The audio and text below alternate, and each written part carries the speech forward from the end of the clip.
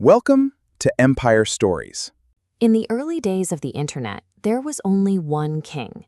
Yahoo owned the traffic, they owned the attention, and they owned the money. They had the cash to buy Google. They had a seat at the table to buy Facebook. Yet today, the brand that once defined the internet has been relegated to a corporate footnote. To understand how a monopoly loses everything, we have to go back to beige towers and dial-up modems. The internet of the 1990s was a chaotic mess of scattered information. This diagram shows exactly how Yahoo solved that chaos. Watch as the central Yahoo hub rapidly absorbs smaller nodes. They bundled email, daily news, and web search into one massive, unavoidable portal. If you were online, you were on Yahoo. Jerry Yang and David Filo engineered this system. They went from Stanford students to billionaires almost overnight, holding absolute power over the digital economy. But extreme wealth creates comfort, and inside that comfort, a blind spot grew. They were about to miss the most important shift in computing history. By the late 90s, a tiny startup emerged from a rented garage. Larry Page and his team called it Google. Look at this flowchart. On the left, Yahoo's strategy keeps users trapped in a continuous loop to sell ads. On the right, Google takes users immediately to their destination. It organized the web and let them leave, breaking right through Yahoo's walled garden. Larry Page offered to sell Google to Yahoo for $1 million. Yahoo executives looked at the technology, decided it would send users away from their site too fast, and said no.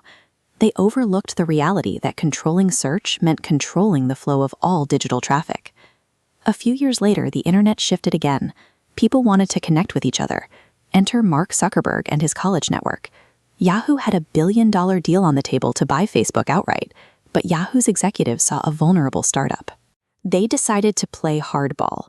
They lowered their formal offer by just a few $1 million, trying to squeeze a discount out of a 22-year-old founder. Zuckerberg tore up the term sheet and walked away. Trying to save a fraction of the purchase price cost Yahoo the entire social media generation. The web rapidly abandoned static portals. Users migrated to mobile apps and social feeds. The internet was now driven by personal connections and advanced algorithms. This line chart tracks the immediate fallout. Watch the flat line at the bottom. That's Yahoo. Now look at these two exponential curves shooting upward. Those are the companies they failed to buy: Google and Facebook.